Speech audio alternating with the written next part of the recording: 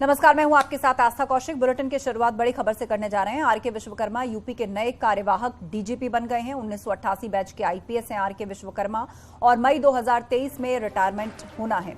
DGP doctor DS Chauhan के retirement के बाद आज उन्होंने अपना चार्ज संभाल लिया है। तस्वीर हम आपको दिखा रहे हैं। 1988 बैच के IPS officer R K Vishwakarma Uttar Pradesh के नए कार्यवाहक डीजीपी होंगे और आज से उन्होंने अपना चार्ज भी संभाल लिया है। और इससे पहले कौन सी महत्वपूर्ण जिम्मेदारियां निभा चुके हैं वो भी हम आपको बता रहे हैं। डीजी पुलिस भर्ती बोर्ड भी रह चुके हैं। डीजी आर्थिक अपराध शाखा यानी ईओडब्ल्यू इकोनॉमिक ऑफेंस विंग का भी कार्यभार वो संभाल चुके हैं। बतौर डीजी पुलिस भर्ती बोर्ड की भी जिम्मेदारी उन्होंने संभाली है। 1988 बैच के आईपीएस ऑफिसर है और अब उत्तर प्रदेश के नए कार्यवाहक डीजीपी बन गए हैं आरके विश्वकर्मा। दरअसल डीजीपी डॉक्टर डीएस चौहान के रिटायरमेंट के बाद आज उन्होंने अपना चार्ज संभाला। आरके विश्वकर्मा यूपी के नए कार्यवाहक डीजीपी बने हैं। 1988 बैच के आईपीएस ऑफिसर हैं। मई 2023 में रिटायरमेंट होना है। डीजीपी डॉक्टर डीएस चौहान के रिटायरमेंट के बाद वो अपना कामकाज आज ही से संभाल सकते हैं।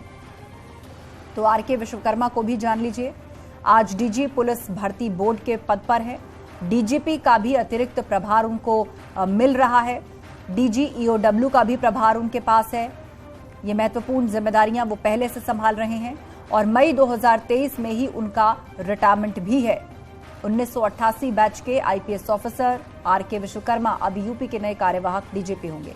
ऋषभ मणि हमारे साथ फोन लाइन पर जुड़ गए हैं। ऋषभ मणि, क्या कार्यभार संभाल लिया है आरके विश्वकर्मा ने? कार्यभार नहीं संभाला है, लेकिन जो सूत्र बता रहे हैं उसके मुताबिक शासन की ओर से निर्देश जारी हो गए हैं और आरके विश्वकर्मा आज दिन में भी, चूंकि वो डीजी ईओडब्ल्यू भी हैं, लिहाजा सिग्नेचर बिल्डिंग पुलिस मुख्यालय में ही बैठे थे और अभी कुछ देर पहले ही उन्होंने इनफॉर्मली न्यूज 18 से बातचीत की है और उन्होंने इस बात को कंफर्म की है कि हाँ, अभी सुबह जो मुख्यमंत्री के साथ बैठक हुई उसमें इस बात के संकेत दे दिए गए कि उनको यहाँ पर ये जिम्मेदारी संभालनी होगी। तो ये मान के चलिए कुछ ही देर में वो ऑफिशियली इस पदभार को ग्रहण करेंगे कार्यवाहक डीजीपी के तौर पर। मई 2023 में उनका रिटायरमेंट है, तो देखना यही होगा क्या इस दौरान ही कोई प्रस्ताव भेज दिया जाता है यूपीएससी को, और अगर यूपीएससी को प्रस्ताव भेजा जाता है तो क्या मई 2022 जब मुकुल गोयल को हटाया गया था उस तारीख से ही प्रस्ताव भेजा जाता है। यदि ऐसा होता है तो वो पूर्णकालिक या परमानेंट डीजीपी बनने की रेस में भी सबसे आगे होंगे।